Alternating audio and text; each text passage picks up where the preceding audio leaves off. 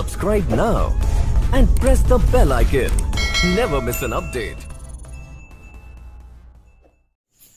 नमस्कार दोस्तों, एजुकेशन अड्डा 927 पर आप सभी साथियों का हार्दिक स्वागत है। पिछले वीडियो में हमने पढ़ा था भाजकता के नियम, जिसमें हमने 10 तक की भाजकता ली थी। आज हम लेंगे 11 की भाजकता।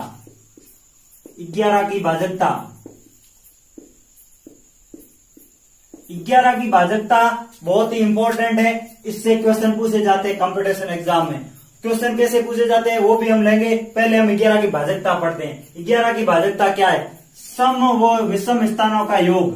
सम व विषम स्थानों के योग का अंतर 0, 11, 22, 33 और 44 इन कोई भी संख्याओं में से आ जाता है तो वो संख्या 11 से पूरी बार विभाजित है। जैसे अपन संख्या ले लेते हैं, एक संख्या ले ली 32, 54 और फिर 32 और फिर 58।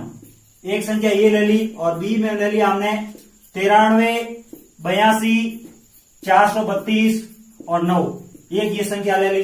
अपने को यदि क्वेश्चन पूछ ले कौन सी संख्या 11 से पूरी बार विभाजित है और कौन सी नहीं है, तो अपने को पता कैसे करना है? यदि अपने को 11 की भाजकता पता होगी तो अपन डायरेक्ट कर सकते हैं, नहीं तो हम डायरेक्ट नहीं कर सकते। उनमें भाग देना लंबा प्रोसेस हो जाएगा, उतना अपने को कंपटीशन एग्जाम में टाइम नहीं मिलता है। तो शॉर्टकट कैसे करेंगे? 11 की भाजकता याद होगी, सम और विषम स्थानों के योग का अंतर ले लोगे तो फिर सीधा 11 की भाजकता का पता चल जाएगा। करना कैसे है? सबसे पहले अपने को क्या करना है, कौन से विषम स्थान है उन पे गोला लगा दो। विषम स्थान कौन से होते हैं? 1, 3, 5, 7। उन पे जो संख्या होती है वो विषम स्थान हो जाएंगे। विषम स्थान कौन से हैं? 1 नंबर पे कौन सा है? 3, फिर 3 नंबर पे, फिर 5, फिर 7। इनका योग करो। इनमें कौन कौन सी संख्या है? 3, फिर 5, फिर 3, फिर 5। ये तो हमने ले लिए विषम स्थान। फिर ले लो सम स्थान। सम स्थान कौन से है? सम स्थान में कौन कौन सी संख्या है? 2 है, 4 है, फिर 2 है, फिर 8 है। इनको जोड़ो। 2, फिर 4, फिर 2, फिर 8। इनको जोड़ो। इनका योग कितना होता है? 5 और 3 8, 8 और 3 11, 11 और 5 16। फिर इनको जोड़ो। 2 और 4 6, 2 8, 8 8 16। फिर इनका अंतर मतलब माइनस 16 में से 16 गया, फिर बचा 0। इसका मतलब अंतर कितना आया? 0 आ गया। और इसमें बताया हुआ है 0, 11, 22, 33, 44 इनमें से कोई भी आ जाए तो वो संख्या 11 से विभाजित होती है। इसका मतलब ये संख्या तो 11 से पूरी बार विभाजित है। और फिर देखो बी में ले लो। फिर पहले विषम स्थानों पे गोला कर दो। ये ले लिए विषम स्थान, इनको जोड़ो। और फिर ले लो सम स्थान। सम स्थानों को लो 3, 2, 3 और फिर 9। इनको जोड़ो। 9 और 8 17, 17 और 4 21, 21 और 2 23। और फिर ले लो सम स्थान। 3 और 2 5, 5 और 3 8, 9 और 8, 8 और 9 हो गई 17। इसका मतलब इनका अंतर करो कितना हो गया? फिर बच गया 6 बच गया। इसका मतलब ये संख्या 11 से पूरी बार विभाजित नहीं है। क्वेश्चन कैसे पूछा जाता है वो अपन आगे देखते हैं।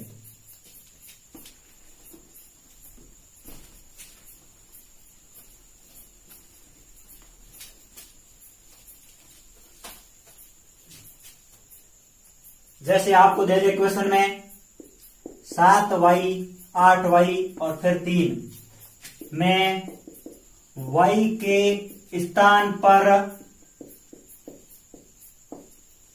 कौन सी संख्या या अंक बोलो, अंक लें कि 11 से पूरी बार विभाजित हो जाए।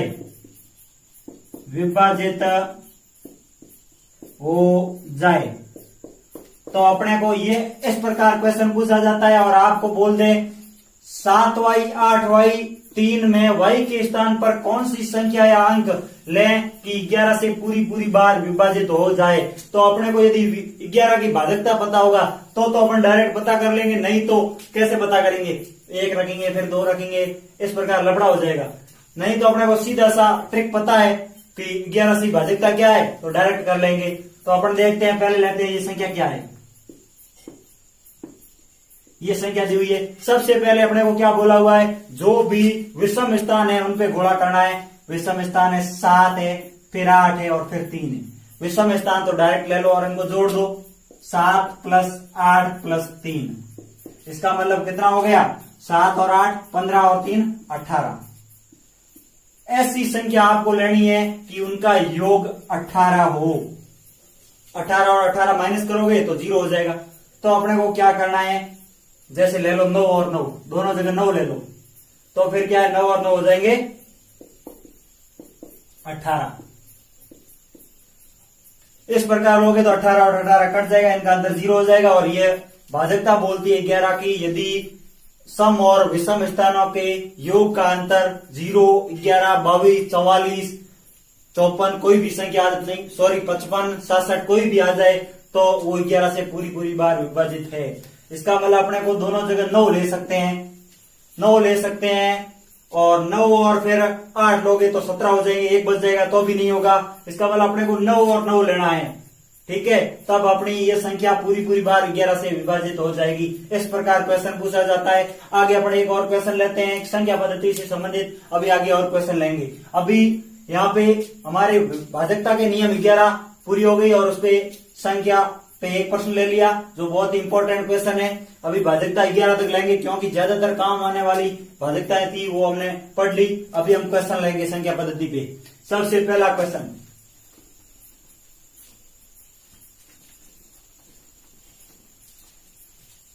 जैसे एक क्वेश्चन दे दे आपको 296 इंटू 42 माइनस 40 इंटू 296 और बराबर। इस क्वेश्चन को हल करना होता है तो अपने को किस प्रकार करना होता है वो समझिए। तो अपने को क्या करना है, सबसे पहले इसमें देखना है कॉमन क्या होता है। इसमें कॉमन क्या है, 296, 296 कॉमन है, कॉमन ले लो। फिर क्या करना है, 42 माइनस 40 कर दो, फिर 96, 296, फिर 40 में 42 में से 40 गए, कितने बचे 2। इसका मतलब गुणा कर लो 2 से, 6 दू 12, हासिल 1, 9 दू 18 और 1 19, हासिल 1, 2 दू 4 और 1 5, 592 इनका आंसर हो जाएगा। इसका आंसर होगा 592। किस प्रकार होगा, सबसे पहले कॉमन लेना है, फिर ये 42 में से 40 घटा देना है, फिर गुणा कर लेना है और आपका उत्तर आ जाएगा। इस प्रकार के क्वेश्चन भी पूछे जाते हैं संख्या पद्धति में, ठीक है। और आगे एक क्वेश्चन लेते हैं।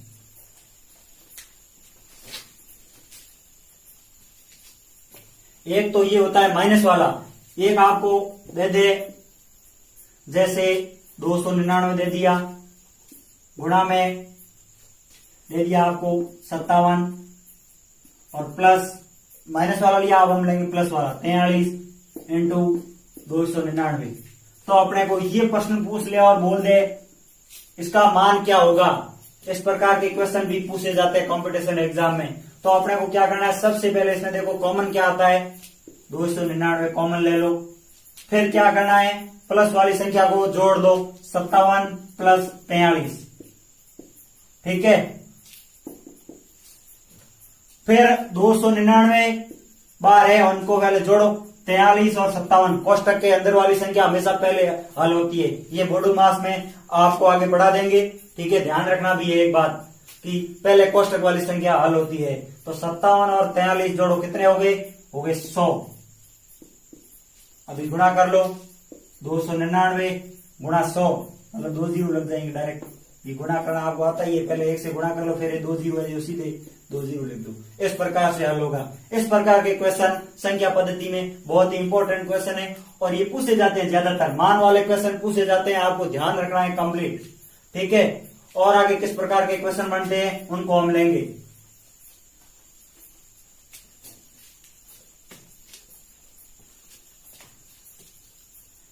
अगला क्वेश्चन है जिसमें आपको क्या है कि एक सर्वसमी का ध्यान रखनी है। वो सर्वसमी का क्या है, ए स्क्वायर प्लस बी स्क्वायर क्या होता है, एक बार प्लस और एक बार होता है माइनस।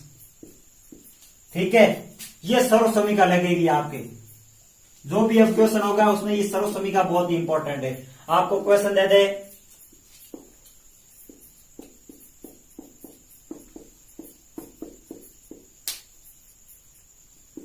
ठीक है, कहने का मतलब ये दो बार दिया है, इसका मतलब ये ए स्क्वायर और ये हो गया बी स्क्वायर। ठीक है,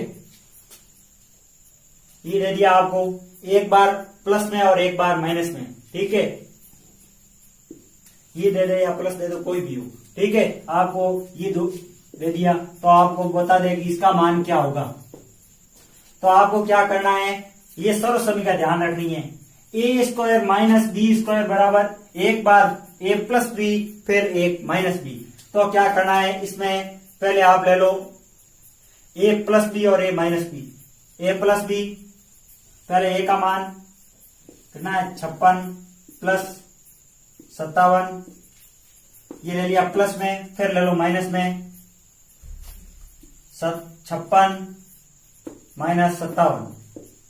ठीक है, पहले तो इनको जोड़ दो, आप जोड़ दोगे कितना हो जाएगा 56 और 57, 7 और 6 14, 7 और 6 13, 7 और 6 13, हासिल 1, 5 और 5 10 और 1 11, 113।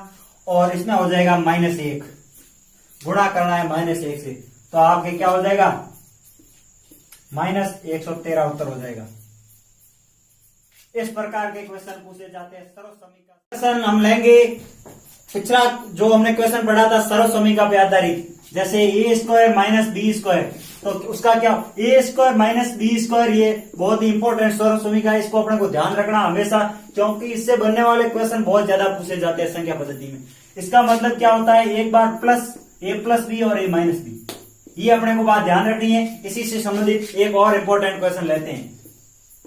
क्वेश्चन क्या है, 0.374 गुणा 0.374 माइनस 0.176 इंटू 0.176 बटे 0.374 प्लस 0.176। इस प्रकार का क्वेश्चन पूछा जाता है और आपको बोल दे इसका मान क्या होगा। मान वाले क्वेश्चन बहुत ही इंपॉर्टेंट होते हैं संख्या पद्धति में, जो कंप्यूटर एग्जाम में ज्यादातर पूछे जाते हैं। तो अपने को यही सर्वसमी का इसमें लगाई हुई है, 2 बार 0.374 और 2 बार 0.176 दिया हुआ है। इसका मतलब अपने को क्या करना है, एक बार प्लस और एक बार माइनस लेना है। ले लो प्लस,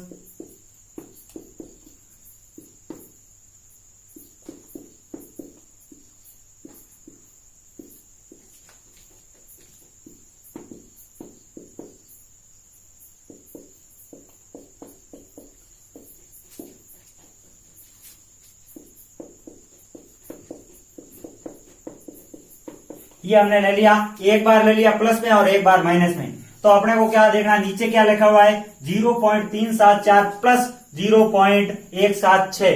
प्लस वाली संख्या ये एक नीचे दी हुई है और एक ऊपर सेम संख्या है, इसका मतलब ये दोनों आपस में कट जाएंगे। ये संख्या कट गई, पीछे कौन सी संख्या बची, ये संख्या बची है। संख्या क्या है 0.374 माइनस 0.176। 0.374 में से 0.176 माइनस करना है, तो क्या बचेगा, जैसे अपने को माइनस कर लेना है तो 4 में से 6 जाते नहीं है, तो अपने को उधार लेना 7 से, हो गए 14, 14 में से 6 गए 8 और फिर बचे यहां बचे 6 में से 7 जाते नहीं है, इसका मतलब यहां से उधार लिया, यहां हो गए 16, 16 में से 7 गए हो गए 9 और फिर से यहां बचे 2 में से 1 गया 1 और 0 पॉइंट वाली संख्या, जो पॉइंट से पहले जो संख्या है वही लिखनी है। ठीक है, 0.198 उत्तर आएगा अपना। इस प्रकार के क्वेश्चन ज्यादातर पूछे जाते हैं, इसको आपको नोट करना है, बहुत ही इंपॉर्टेंट क्वेश्चन है संख्या पद्धति की दृष्टि से। और ये सर्वसमी का आपको बहुत ही इंपॉर्टेंट है, इनको जरूर नोट कर लेना है। ठीक है, और अगला एक और क्वेश्चन लेंगे, बहुत ही इंपॉर्टेंट क्वेश्चन है जो इससे थोड़ा हटके है, परंतु आप यदि एक बार समझ लोगे तो आपको दिक्कत कभी नहीं आएगी।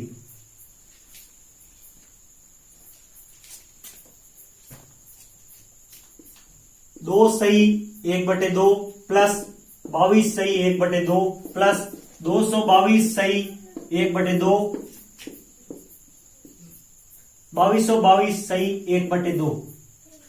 ठीक है, ये संख्या है और इनका योग क्या होगा, इनका मान क्या होगा, अपने को कैसे पता करना है।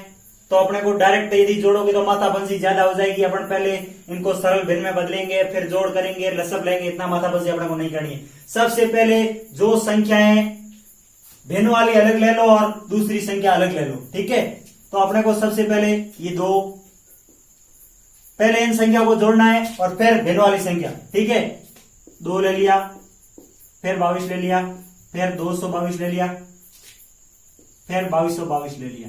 ठीक है, पहले दिन को जोड़ दो, कितने हो गए, 2 4 6 और 8, 2 4 6, 2 4, 2 का 2, ये हो गए 2468। और फिर ले लो जो भी भिन्न वाली संख्या है ना, 1/2 प्लस 1/2 प्लस 1/2 प्लस 1/2। पहले अपने को क्या करना है, लसब लेना है। सब संख्या 2, इसका मतलब लसब तो 2 ही आएगा। 2 का भाग 2 में एक बार, 1 गुणा 1 1, 1 प्लस 1 प्लस 1 प्लस 1। ठीक है, फिर कितना हो गया, 1 2 3 और 4, 4/2 और ये होगी संख्या 2। और ये संख्या जो आगे वाली है इनका मान क्या है, 2468 इनका योग है। और 2 और जोड़ दो, कितना हो गया, 8 और 2 10, 7, ये 24, 2470 इसका मान हो गया। इस प्रकार के क्वेश्चन भी संख्या पद्धति से संबंधित पूछे जाते हैं। आप सभी साथियों से निवेदन है कि हमारे चैनल को लाइक करें, सब्सक्राइब करें और शेयर जरूर करें।